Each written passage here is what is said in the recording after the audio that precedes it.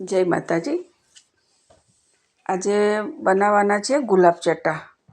અમારે ત્યાં અહીંયા બધા ગુલાબ ચટ્ટા કહે છે, તમારે શું કહે છે મને કમેન્ટમાં જણાવજો, કારણ કે બધા અલગ અલગ કહેતા હોય છે।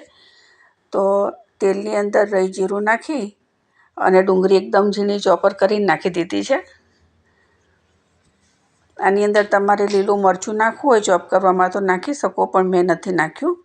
અને લસણવાળું મરચું અને સાદું મરચું, કાશ્મીરી મરચું છે એ નાખ્યું છે। તો આની અંદર બીજા મસાલા પણ કરી લઈએ। મરચું થોડુંક વધારે નાખશું, કેમ કે કાશ્મીરી મરચું છે એટલે તીખું નથી વધારે।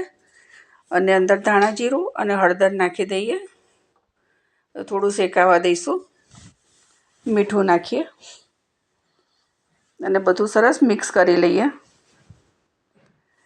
ખાંડ પણ નાખવાની છે, કારણ કે ખટાશ નાખવાની છે એટલે ખાંડ તો નાખવી જ પડશે। હવે એની અંદર મોળી છાશ નાખી દઈએ। તમે ખાટી ખાતા હોય તો ખાટી નાખવાની, પણ મોળી જ છાશ નાખવાની। સરસ અંદર નાખી અને એને ઉકાળવાની છે છાશને। છાશ ફાટી ના જાય એનું ધ્યાન રાખવાનું છે અને હલાવતા રહીશું થોડી વાર માટે, એટલે છાશ ફાટી ન જાય। હવે એની અંદર રોટલીના કટકા નાખી દઈએ, ઝીણા કરેલા। થોડીક વાર માટે એને ઉકાળશું, જેથી છાશ પણ પાકી જાય અને રોટલી પણ ચડી જાય। છાશ ઓછી લાગે તો થોડી બીજી નાખવાની, કારણ કે રસો બધો ચૂસાઈ જતો હોય છે રોટલીમાં એટલે।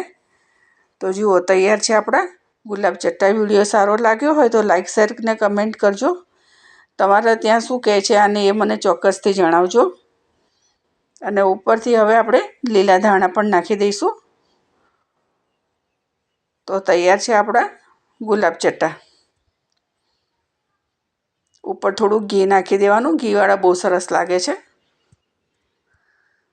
તો મળીએ આપણે બીજા વિડીયોમાં। જય માતાજી।